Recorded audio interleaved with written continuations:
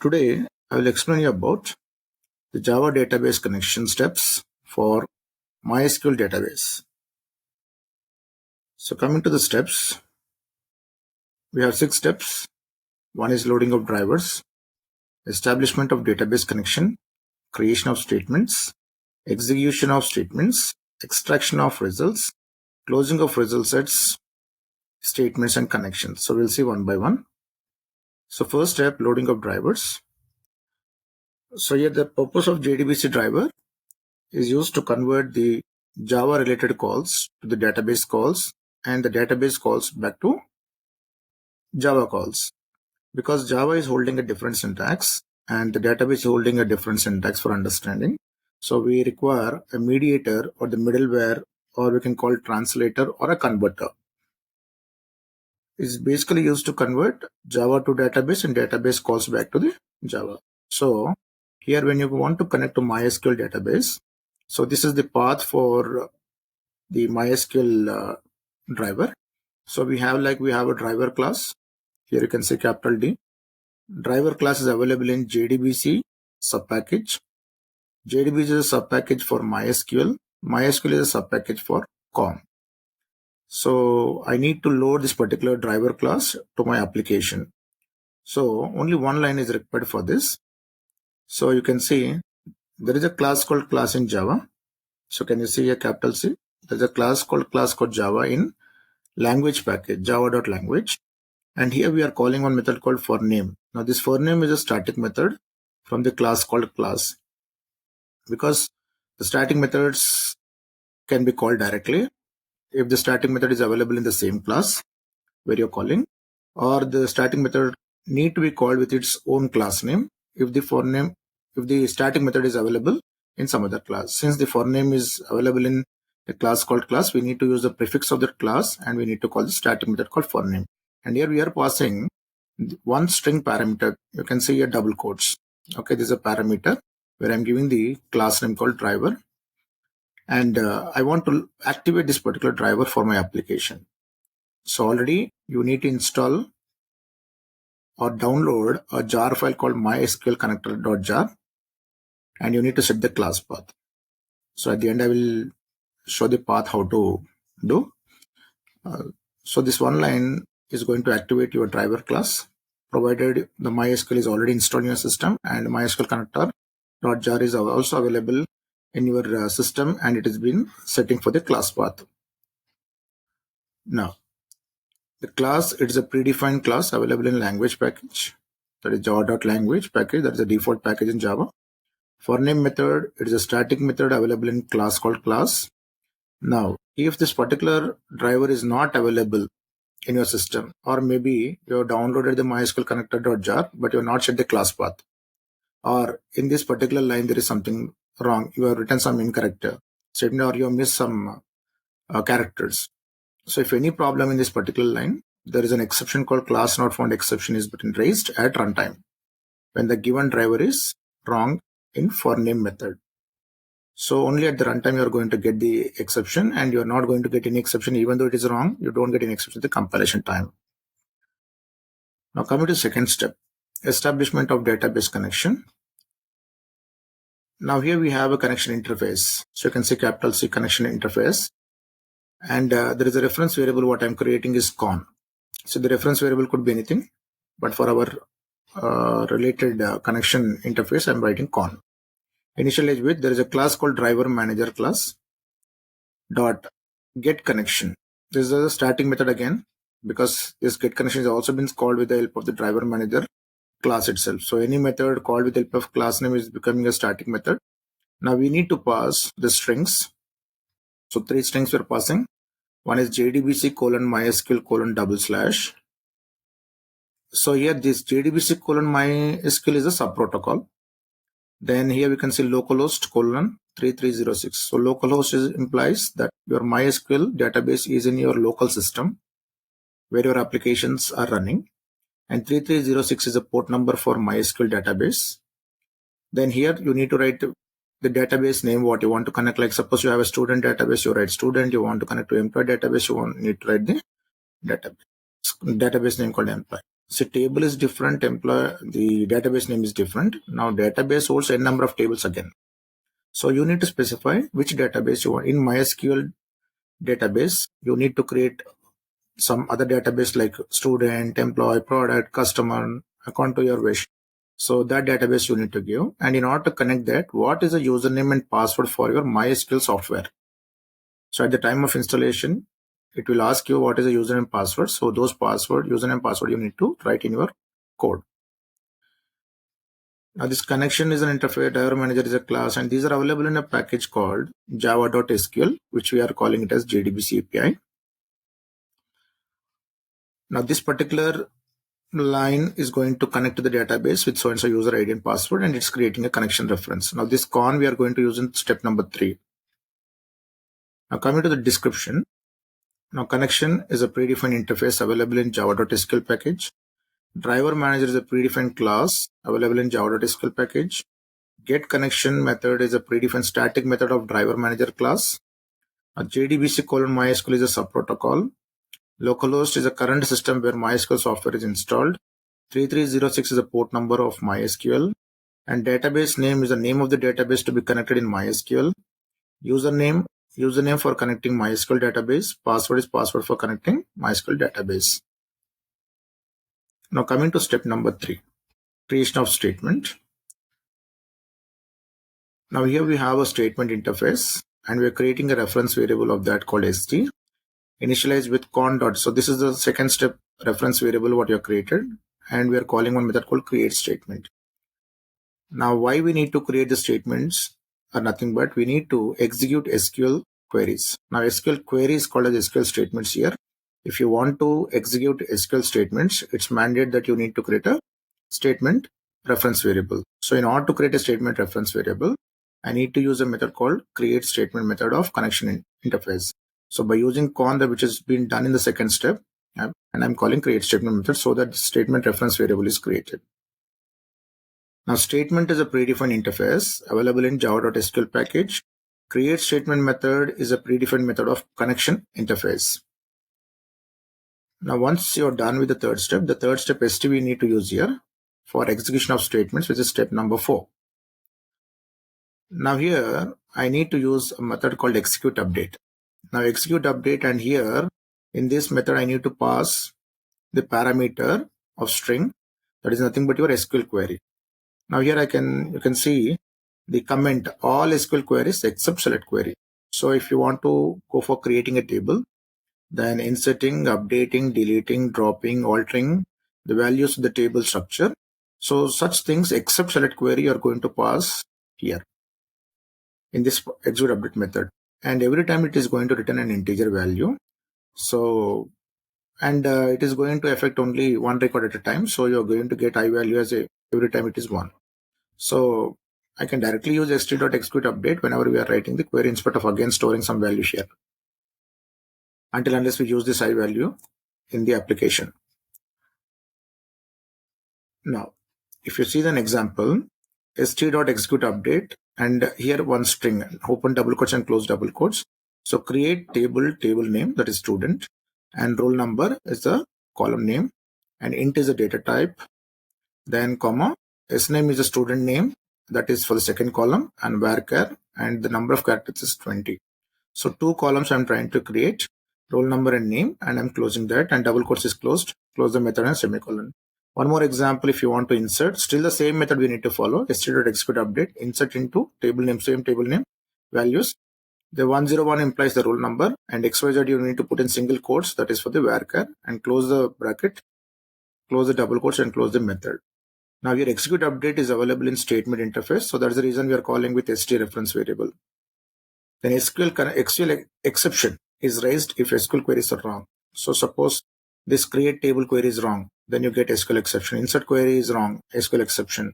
So you need to be perfect with the SQL queries also when you do with the JDBC applications. Now coming to the fifth step, extraction of results.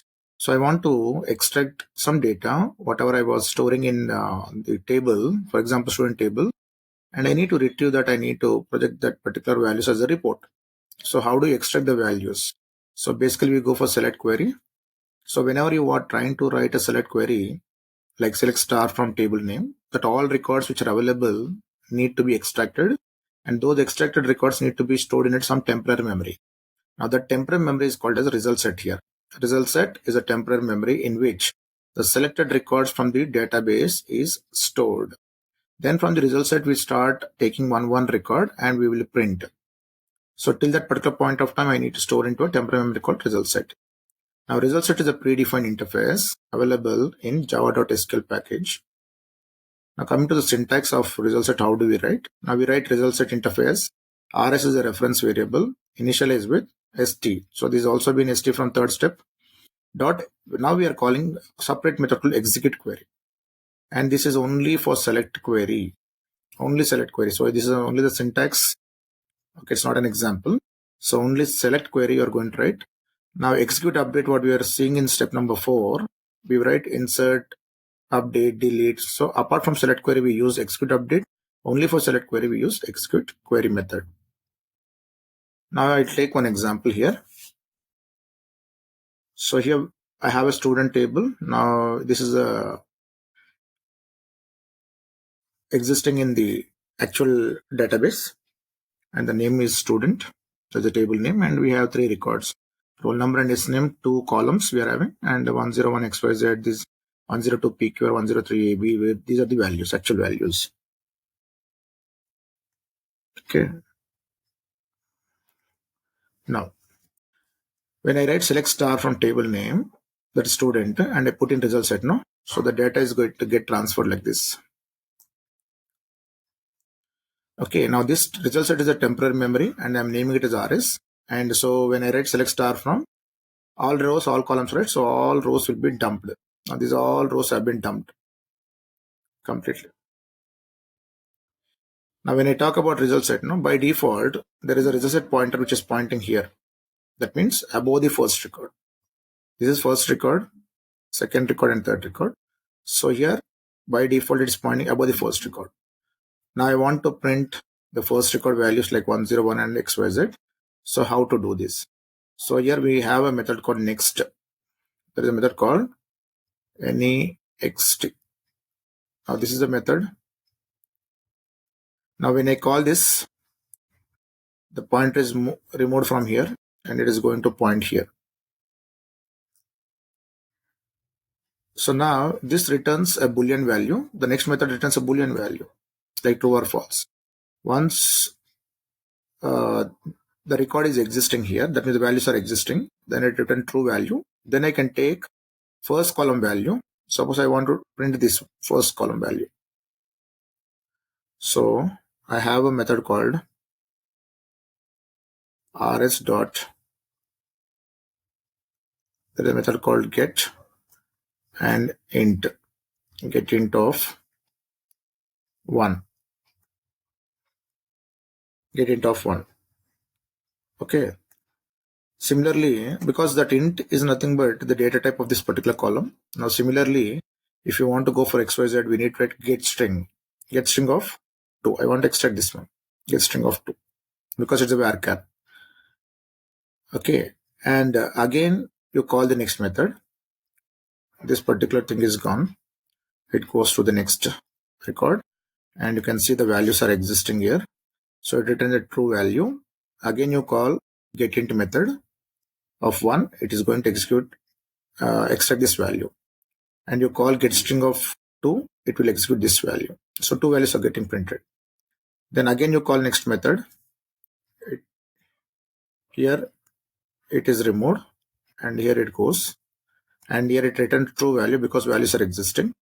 Again, you call getInt of 1. rs.getInt of 1. This value is extracted.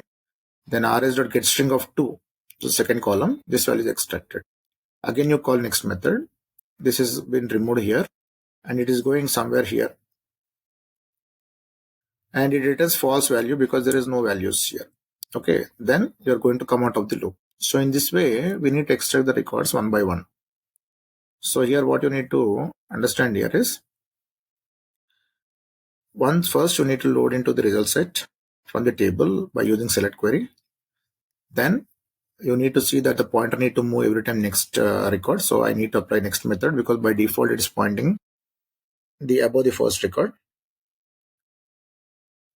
Okay, so here it is pointing. Then if you go for the next method, the pointer is moving here, and it will check the values. Yes, the values are existing. It will return true value. Then by using rs.getInt of 1, because it's an integer, no, unit-rate integer. If it is a string, varchar, it is a unit-rate string. Suppose it's a float value, unit-rate get float. If it is a double value, unit-rate get double. So only this particular part is going to change. But here the 1, 2, 3, 4, what I'm writing is a column number. So very carefully you need to write. So you get this by using getInt of 1. The same record get string of 2. Again, you call next method, it will return true value. Again, it will go for this particular record.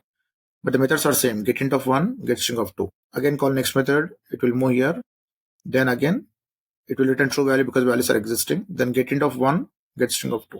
And finally, you're going out of the scope where there is no values. Then it will return false value. Then you call next method. So in this way, you need to go record by using next method. Now this is an actual example. You can see I'm writing st.execute query, and in this select star from student table. So all records are dumped in result set. I'm taking a while loop and rs.next method. Now this is an interface, right? Already I explained. rs.next, then it will go to the before first record to the first record. From that you need to extract first column rs.getInt of 1, that 101 is going to store here. rs.getString of 2, that xyz is going to store into this. Then print. Whatever you write in double quotes will print as it is. The x value will be 101. Then student name will print as is because again double quotes, and s value is going to print xyz. Now here this is a variable x and s, so that's why you need to separate with the concatenation operator. Plus again you need to put the string, no? Again you need to concatenate, right? So you need to show the differentiation between the normal string what you want to print as it is apart from the variable. Then again the while loop starts. The next method, second record is going on. If the values are existing like 102, it will return true value. Again second record first column, second record second column, and print. Again next method, if the values are there, it will return true. Third record first column, third record second column, and print. So like that it goes on. Whenever it returns false, this will come out of the loop here. So this is the way how you are going to extract the results and print. Now here also there is a problem like SQL exception is raised if SQL queries are incorrect. Suppose this query is wrong, then SQL exception is raised. So whenever you get SQL exception, you can directly go to the query and check whether it is correct or not. Now coming to the sixth step, closing of result set, statement and connections.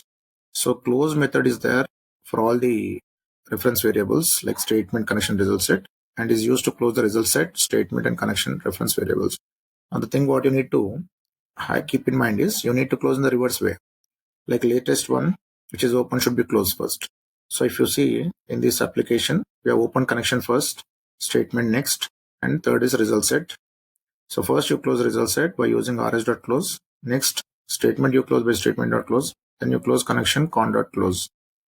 Sometimes this result set may not be there in your program, so only you close statement and connection. Because let's suppose you don't want to print the values, so we don't take any result set.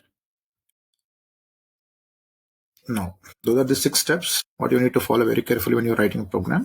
But in order to execute that, the first requirement you need to have a MySql database.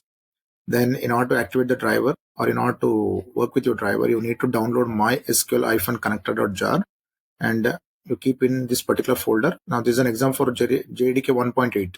So you have a JRE folder separately. In that lib folder, in that ext folder, you copy into that one, downloaded file. And then the complete thing, you select the path and go for my computer environment variables. Then you go for the class path variable and you will set this value. Or else if you have a confusion, what you can do is you download this MySql connector.jar and you create one folder in your drive. It could be C or D or E, whatever it is. So directly save into that particular new folder. You select that path and set for the class path. If you're getting confused, like you need to go for so many folders, you can create one new folder.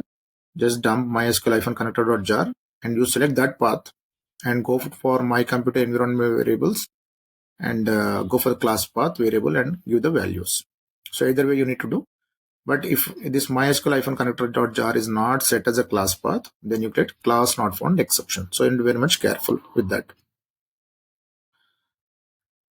So I hope I have given the inputs on how to connect to the MySQL database and what are the steps for that, the 6 steps. So if you like this video, do comment, subscribe, and share it with your friends. Thank you.